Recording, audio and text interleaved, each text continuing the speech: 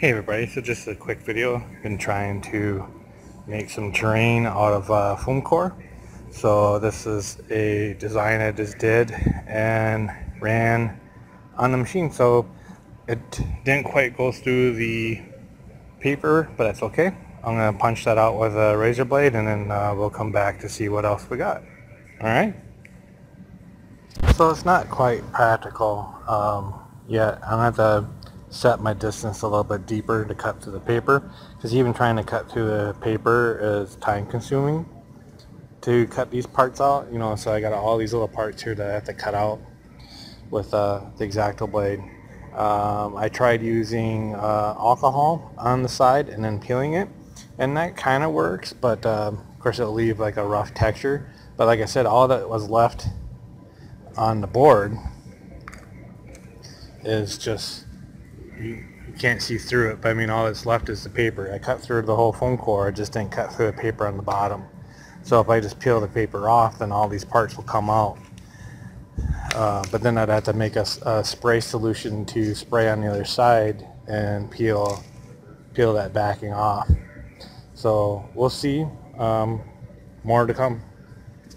Alright, so here's all the pieces put together. It's a one-level building. My design is set up so that like this lower level can be repeated as tall as we want for the terrain. And so this side here, you can see there's a little bit of discoloration. That's from the alcohol that I put on here to pull the paper off. But the one thing I learned, here's all the scrap from it, but the one thing I learned about not cutting all the way through the paper is that on the other side I was able to pull the foam core out, you know. So here's the paper backing, and I just plucked all the foam core out to make this type of panel. And then this is the kind of the way how I wanted it. I was going to put paper on the back of these doors windows anyways, because these are supposed to be buildings, so I don't really give a shit if people want to put their models inside. There's no purpose for it because they're buildings, they're not ruins. So, and then it's got a little upper lip here to put models on top. Now this foam core was sliced in half. It's just a piece of trash, and it's just something I made out of the trash here at work using our CNC machine, a router bit, no blade adapter. But yeah, I mean, not too bad. This is designed to fit on the road maps I've made. So it's 9 inches by 15 long, and like I said, these can be stacked, and each of these levels here should be 3 inches. I don't have a tape measure with me right now, but it should be 3, because that's an out cut or a male cut, so you should cut outside of the dimension. But yeah, not too bad. This is my second attempt, and I'm kind of happy with it. Just don't know yet if I'm going to want to have the windows cut out or not. I'm kind of liking this idea better with just pulling the foam core out. But yeah.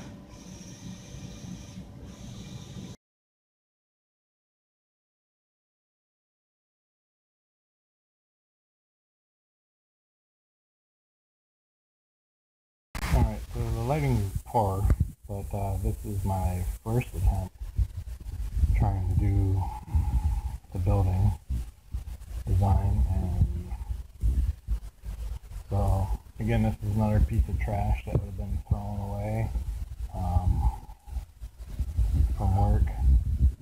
We printed on one side, and then we printed 2, but we only needed 1. But just in case one side had like a big handprint on or something like that, then we had the other side. So anyways, yeah, so like I said, this was my first attempt, and what went wrong with the first attempt is, and when I say first attempt, it was my actual first time setting up the software in the,